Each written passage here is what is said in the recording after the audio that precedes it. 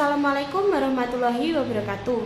Kami dari kelompok 6 yang beranggotakan Sofi Maulida absen 1, Pramudita Aini Aulia absen 14, Felda Ayu Priscilla absen 21, dan Zirli Amalia absen 27 akan mempresentasikan materi tentang struktur sosial sekolah dalam lembaga pendidikan.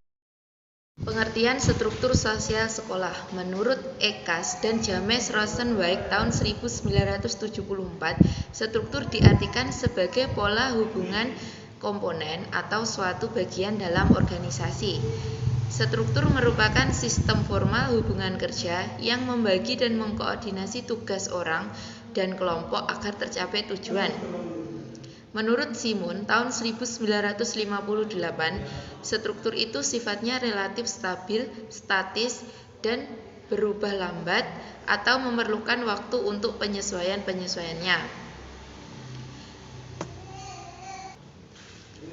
Sedangkan pengertian struktur sosial sekolah yaitu tatanan sosial dalam lingkup lingkungan sekolah yang di dalamnya terdapat hubungan timbal balik antara sesama warga sekolah mengenai status dan perannya yang di dalamnya terdiri dari guru, pegawai, pesuruh, dan kepala sekolah dan murid.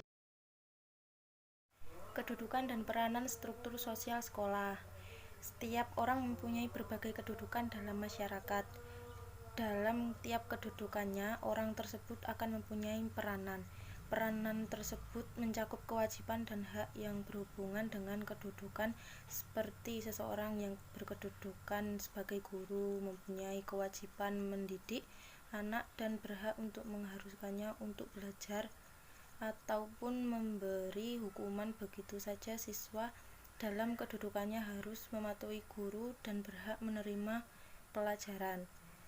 Kedudukan guru dalam struktur sosial di sekolah lebih rendah daripada kepala sekolah dan karena itu ia harus menghormatinya dan bersedia untuk mematuhinya dalam hal-hal mengenai sekolah.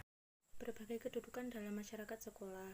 Dalam hal ini tiap kelompok seseorang akan mengenal kedudukan atau posisinya masing-masing yang mana orang tersebut dapat berkelakuan sesuai yang diharapkan menurut kedudukan yang ditempatinya. Jadi di masyarakat sekolah yang terdiri dari kepala sekolah, guru, murid, dan pegawai sekolah diharapkan agar memiliki perilaku seperti perbuatan, ucapan, perasaan, nilai-nilai, dan sebagainya sesuai dengan kedudukannya.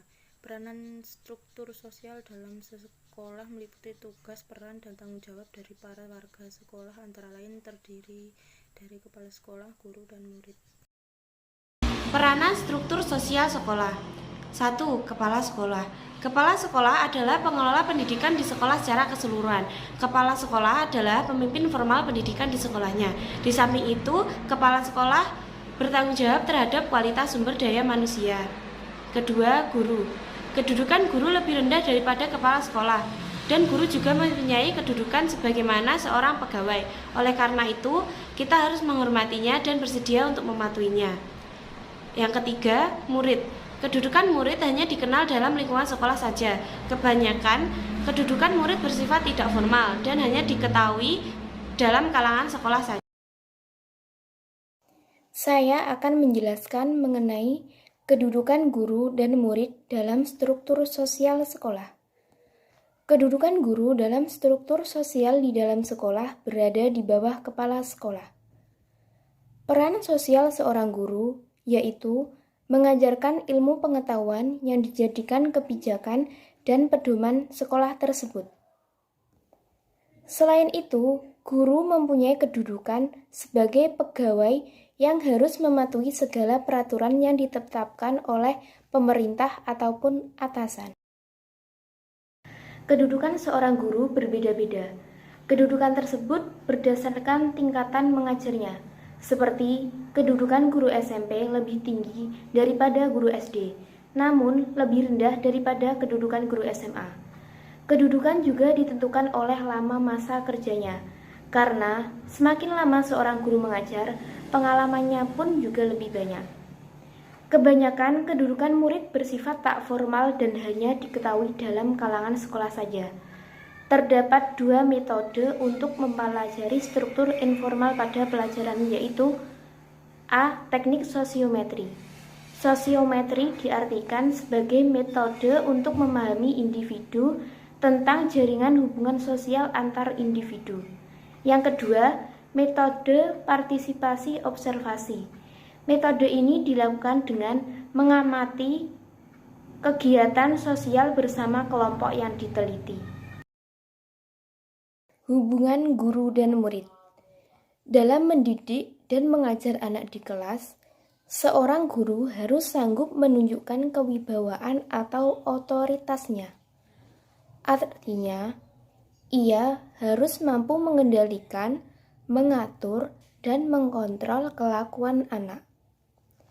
Dengan kewibawaan yang guru miliki, ia bisa menegakkan disiplin demi kelancaran proses belajar mengajar. Selain itu, dalam situasi informal atau di luar kelas, seorang guru dapat mengendorkan hubungan formal dan jarak sosial. Murid-murid menyukai guru yang pada waktu informal dapat bergaul dengan lebih akrab dengan mereka. Jadi, seorang guru harus bisa menyesuaikan peranannya menurut situasi sosial yang dihadapinya. Cukup sekian apa yang dapat kita sampaikan. Apabila ada kurangnya, saya mohon maaf. Wassalamualaikum warahmatullahi wabarakatuh.